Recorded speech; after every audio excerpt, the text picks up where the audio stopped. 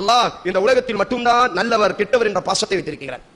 இந்த உலகத்தில் மட்டும்தான் நல்லவனாக இருந்தாலும் அல்லாஹ் இரக்கம் காட்டுவான், கெட்டவனாக இருந்தாலும் அல்லாஹ் இரக்கம் காட்டுவான். நல்லவர்களுக்கும் அல்லாஹ் தனது உணவை கொடுப்பான், நல்லவர்களுக்கும் கெட்டவர்களுக்கும் அல்லாஹ் தனது நியமத்தை கொடுப்பான். கெட்டவர்களுக்கும் அல்லாஹ் நீர் புகட்டுவான், நல்லவர்களுக்கும் அல்லாஹ் நீர் புகட்டுவான். சில நேரங்களில் கெட்டவர்களுக்கு அதிகமாகவும் புகட்டுவான், நல்லவர்களுக்கு குறைவாக கூட புகட்டுவான். ஆனால் இந்த உலகம் அழிந்து நாளைக்கு மறுமையில் அல்லாஹ்வுக்கு முன்னால் எழுந்து நின்று விட்டால் அர் ரஹீம் நல்லவர்களுக்கு மட்டும் இரக்கம் காட்டக்கூடியவனாக மாறிவிடுவான்.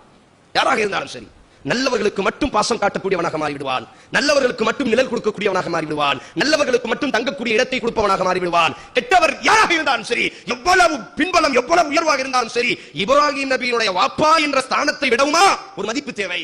முஹம்மது நபியை சுமந்த ஆமீனா என்ற ஒரு ஸ்தானத்தை விடவுமா இந்த உலகத்தில் ஒரு மதிப்பு இருக்க முடியும்?